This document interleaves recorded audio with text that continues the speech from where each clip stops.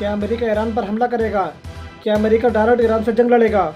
क्या America Iran की सीमा के अंदर घुसकर बमबारी करेगा? क्या अमेरिका अपने 3 सैनिकों की मौत का बदला ईरान को तबाह करके देगा? क्या ईरान का अफगानिस्तान जैसा हल होगा? क्या ईरान के अंदर इराक जैसा हमला होगा? क्या ईरान नया गाजा बनेगा? आज की वीडियो में हम आपको बताएंगे कि क्यों अमेरिका ईरान पर हमला करना चाहता है, ये पूरा मामला क्या है। अगर आपको इस पूरे मामले को समझना है तो आप वीडियो को लास्ट तक देखना। तो अगर अभी तक आपने हमारे चैनल को सब्सक्राइब नहीं किया है तो हमारे चैनल को सब्सक्राइब कर लें ताकि आपको इस तरह की इन्फॉर्मेशन वीडियो मिलती रहे। असल में हुआ क्या है कि 27 जनवरी की रात को अमेरिका के मिलिट्री बेस पर हमला हुआ है। अमेरिका का एक मिलिट्री बेस जो सीरिया जॉर्डन की सीमा के पास है, जिसका नाम 22 टावर है, जिसके अंदर लगभग अमेरिका के 350 सैनिक रहते हैं, उस पर 27 जनवरी की रात को ड्रोन से हमला हुआ, जिसमें अमेरिका के 3 सैनिक मारे गए और लगभग 30 से 35 सैनिक घायल हो गए हैं। इस हमले की जिम्मेदारी इस्लामिक प्रतिरोधक संगठन ने ली है, जिसको ईरान का समर्थन प्राप्त है। इस हमले के बाद बाइडेन ने साफ कहा है कि इस हमले का जवाब दिया जाएगा, इसका हम मुंहतोड़ जवाब देंगे, हम अपने 3 सैनिकों की मौत का बदला लेंगे। लेकिन ईरान ने इस हमले के बारे में साफ कहा है कि इस हमले से हमारा कोई लेना देना नहीं है, ये हमला हमने नहीं कराया है। ऐसे हमलों के जरिए अमेरिका को हमारे खिलाफ युद्ध में घसीटा जा रहा है।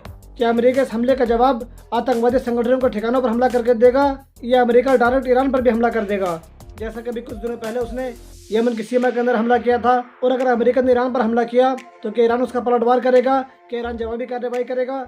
अब राष्ट्रपति जो बाइडेन मुश्किल में है। अगर वो इस हमले का जवाब नहीं देते हैं तो अमेरिका की साख पर बट्टा लगेगा, लेकिन अगर वो इस हमले का जवाब देते हैं, अगर वो डायरेक्ट ईरान पर हमला करते हैं तो वो डायरेक्ट वार में घुस जाएंगे। जब एक बार वार में घुस जाएंगे तो उससे निकलना बहुत मुश्किल हो जाता है। इसी साल के अंदर अमेरिका के अंदर चुनाव है। अगर वो डायरेक्ट ईरान से युद्ध करते हैं तो ईरान भी जवाबी कार्रवाई करेगा, ईरान भी वापस हमले करेगा, जिससे कि युद्ध लंबा खींच सकता है। जो बाइडेन नहीं चाहते हैं कि युद्ध को लंबा खींचा जाए, जो बाइडेन युद्ध को समेटना चाहते हैं, वो युद्ध के अंदर डायरेक्ट शामिल नहीं होना चाहते हैं। इस हमले का डायरेक्ट संबंध इजराइल हमास युद्ध से है, क्योंकि जब से इजराइल हमास चल रहा है तब से अमेरिका के मिलिट्री बेस पर लगातार हमले हो रहे हैं। और इन आतंकवादी संगठनों ने कहा भी है कि जब तक अमेरिका इजराइल का समर्थन करता रहेगा, जब तक अमेरिका इजराइल को सपोर्ट करता रहेगा, अमेरिका के मिलिट्री बेस पर इस तरह के हमले होते रहेंगे।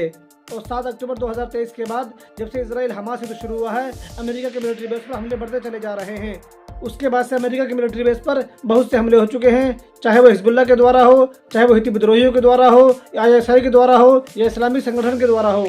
अभी तो अंदाजा ये लग रहा है कि अमेरिका इस हमले का जवाब तो जरूर देगा। वो इराक या सीरिया के अंदर एयर स्ट्राइक कर सकता है, लेकिन वो डायरेक्ट ईरान के अंदर घुसकर हमला करने से बचेगा, क्योंकि इससे एक और फ्रंट वार खुल सकता है। और पहले दुनिया के अंदर कई फ्रंट वार खुले हुए हैं, चाहे वो रूस यूक्रेन युद्ध हो या इजराइल हमास युद्ध हो। तो अमेरिका नहीं चाहेगा कि एक और फ्रंट वार खुले।